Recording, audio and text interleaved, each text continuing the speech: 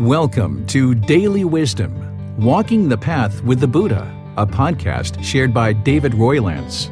This podcast is dedicated to guiding you to completely eliminate the discontent mind and the suffering it causes by attaining enlightenment. Learn and practice the teachings of Gotama Buddha that will guide you to fully attain a peaceful, calm, serene, and content mind with joy.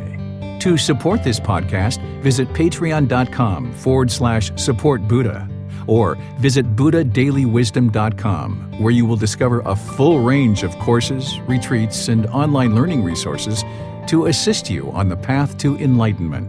Now, here's our teacher to share more.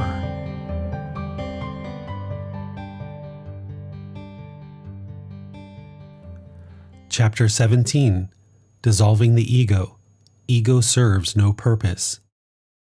Our ego is a collection of experiences from the past and our future expectations of ourselves. Ego is the accumulation of thoughts, ideas, and perceptions that we have of ourself, our self-image, and self-identity. Dissolving the ego can be one of the hardest and most difficult aspects in the pursuit of Nibbana. So it's best to start learning to dissolve the ego early in your practice. Through our past experiences and the future expectations we have of ourselves, we acquire a personal image of who we think we are, but it's a delusion and our ego serves no wholesome purpose. The elimination of the ego is required to attain Nibbana. All our intentions, speech, and actions are born out of our ego. We protect our ego at all costs. It is often one of the strongest attachments we have and is why it's one of the last things to go and easy to pick back up. Oftentimes we judge others through our ego. We reflect those unwholesome qualities that exist inside of us onto others, thinking it is, in fact, the other person who has these unwholesome qualities when it's actually our ego looking at itself. We think someone is trying to be so smart and show everyone how intelligent they are, when in fact, it is us who are the ones with this behavior. We sometimes look at others with jealousy because they are trying to look so important or beautiful, when, in fact, it is us who is desiring and craving this attention. We often look at others as having ego when it is us who has the ego. Do you see a theme? What we think and judge of others is what's inside of us. We see others and it is like viewing a mirror. We see certain qualities in others because those are the most present qualities within our own mind, so we project it onto others and think it's coming from them. We project the ego onto others and read the reflection as it's coming from the other person, when in fact it is us. This is one reason you should not judge another being, but focus only on yourself and development of the mind. Do not concern yourself with another person's life practice or how well you feel they are or are not practicing these teachings. Judgment serves you no purpose, and you should only be encouraging, helpful, polite, with loving kindness and compassion for all beings. You may find help from other practitioners working on the ego, or arahants, on how they dissolve their ego. There are several practices that could help you to dissolve the ego. I offer the following as potential examples of how to empty the ego. Say thank you often. Sleep on the floor in a low position. Do tasks that you feel are beneath you. Listen to others teach you wisdom. Wash people's feet, people you have no association with, if possible. Show respect and gratitude to all people with a Y, as done in Thai culture. Wear simple clothing and make your appearance simple, as desiring physical beauty is cultivating your personal existence view and self-identity and ego. Eliminate your interest to project your personal image. Show generosity, loving kindness, and compassion to all beings, especially people you do not associate well with. Eliminate judgment of others with no comparisons that you are superior or inferior to another. Be kind and gentle because it's the right thing to do. Ask others for advice and what they learned in life. Just listen without trying to prove anything. Help others without any goal or expectation of a return favor or positive benefit for yourself. Remove head and facial hair. Eliminate the craving to beautify the body by not wearing any jewelry or body decorations including makeup, and eliminate bodily scents such as perfumes and cologne. This helps you establish that you do not have desire for personal identity or image. This helps practice non-attachment to your image. Others' views of your image has no effect on the contentedness of the mind and will help eliminate ego. We must always and forever develop our practice to eliminate ego and never assume it has been extinguished. Washing feet. Washing someone's feet can be powerful for them and you. It cultivates humility and a caring mind. It helps to empty ego. In Thailand, it is part of the culture to wash the feet of your parents or other members of the family to show gratitude and respect. It is not a forced action or expected. It is up to the individual to decide if it's something they should or should not do. Thais practice washing feet at special times during the year. Mother's Day, Father's Day, birthdays, New Year's, and any time during the year they would like to share this special experience with those close to them. It is common for this practice on your birthday to thank your mom, dad, grandparents, members of the family, and teachers for helping to guide you in life. No matter what our relationship is with our parents, they did struggle for many years to provide us our existence. We could never repay them enough for the hard work of providing us this existence and our human life. Washing the feet of family members, friends, teachers, and people whom you associate with can help you cultivate a mind of loving kindness and compassion. Each time you do, it gives you a chance to delicately provide a soothing and loving touch of the feet that penetrates the heart and the mind. This practice could help anyone who would like to not only say, "I love you" with words, but also with actions. When you wash someone's feet, you are saying through your actions, "I love you, I respect you, and I have gratitude and appreciation for you." It is much more potent than anything you could ever say. A caring grasp, a nurturing way of washing the feet says everything you need to say, but in a more powerful method of communication, through actions. Learning how to love without attachment is very important. It is possible to love without attachment. Care and love can come from a place of non-attachment, and this practice can help you cultivate this mental state into your life. Ego serves no wholesome purpose. The ego props us up and protects who we think we are and our self-image. There is no need to protect yourself from anyone. A peaceful, calm, serene, and content mind with joy that does no harm only needs to walk with wisdom and a smile. The ego is held deeply inside the mind and blocks us from realizing our full potential because we think we already know who we are and what we should be doing in the future. It blocks us from healthy relationships and connecting to other beings with a pure mind and pure intentions. The ego can block us from learning and growing with other beings because we think we already know it all. We are attached to our current teachers and our current practice, trying to keep it permanent without change when everything is impermanent except for Nibbana. The mind craves permanence even in following these teachings. Our practice needs to remain impermanent, so there is room for growth through improvement of our practice.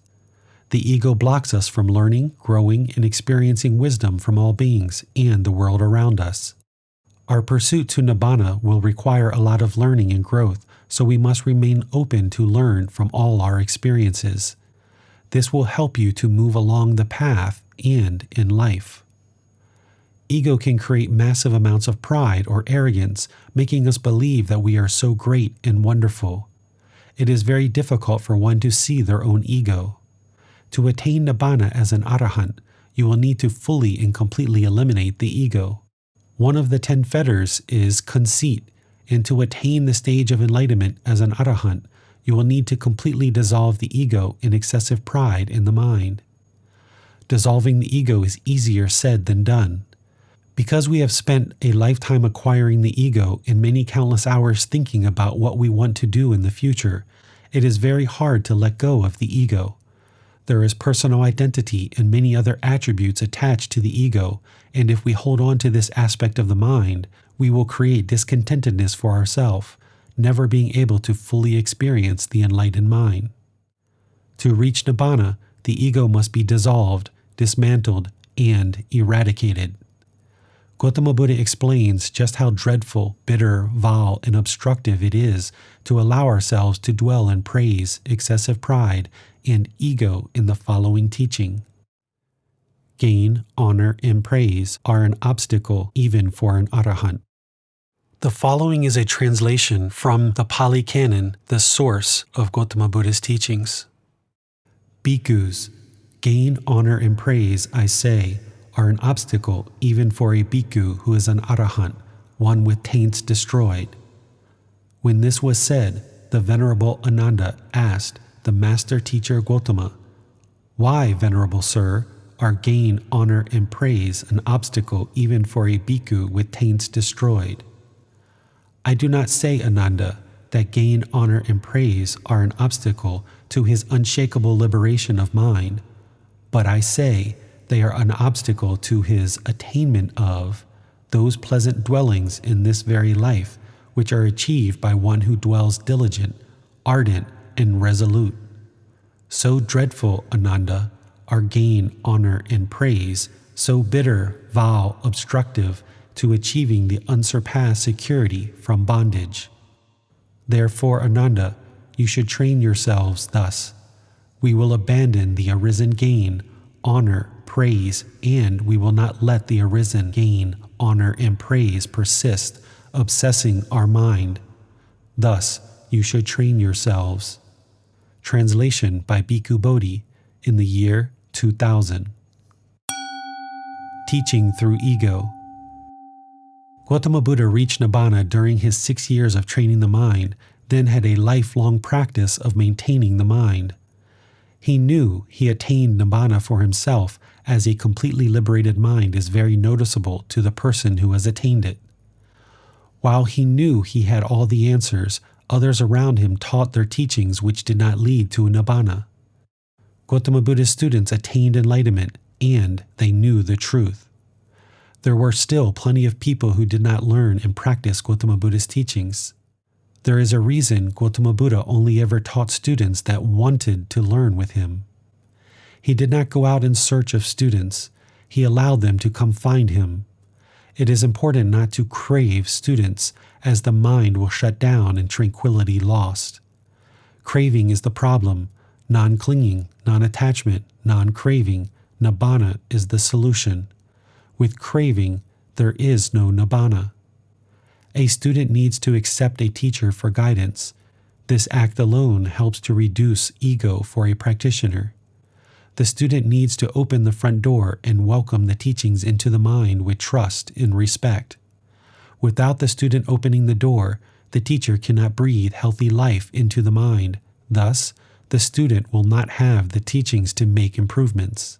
It is only a student who lowers the ego, accepts a teacher, and seeks guidance through questions that will allow the teachings to penetrate the mind. Then, the student needs to do the hard work of transforming the unwholesome mind into the wholesome and pure mind. A teacher cannot create Nibbana for their students. A teacher cannot give their students Nibbana. It is only through diligent study, practice, and commitment to the teachings that a student can actively work towards Nibbana. A teacher can teach, inspire, encourage, and offer guidance, but it is the student that must decide Nibbana is an important pursuit for their life and commit to their own growth. The student needs to seek out the teacher and teachers that can assist them on their path to Nibbana. A teacher cannot seek out students, as unenlightened beings will be so attached to their current teachers and their current practice while perhaps having ego. A teacher who seeks out students will always meet a brick wall. A teacher who knows they have the teachings that lead to Nibbana can do little to nothing to convince a student to study or practice. The interest to study and pursue Nibbana must be initiated by the student. A student will need to reach out to teachers for guidance, learning how to establish a healthy relationship built on a foundation of kindness, politeness, gratitude, and respect in all directions.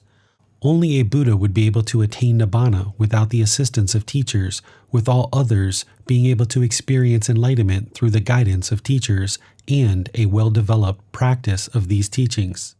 Students should seek guidance through asking questions to gain understanding while developing an honest and respectful relationship with their teachers. Teachers should only provide guidance to students when they request guidance through asking questions. Seek teachers without greed, hatred, or delusion, with the elimination of ego, and who have realized non-self. These are the people who have attained Nibbana and will be the best teachers.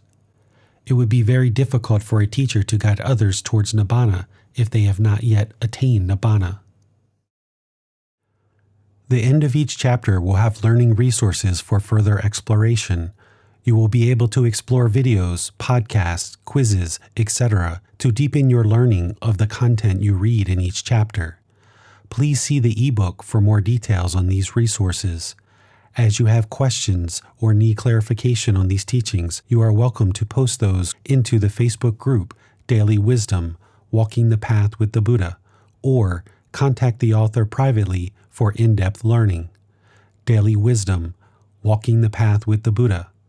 Facebook.com/groups/Daily Wisdom 999. Thank you for listening to this podcast. To provide support for this podcast, visit patreon.com/support Buddha. To access more teachings, visit buddhadailywisdom.com. There, you will discover a full range of courses, retreats, and online resources to assist you on the path to enlightenment. Remember to establish a daily, consistent meditation practice, along with learning and practicing these teachings. A well-developed meditation practice is the foundation in which to train the mind to attain enlightenment.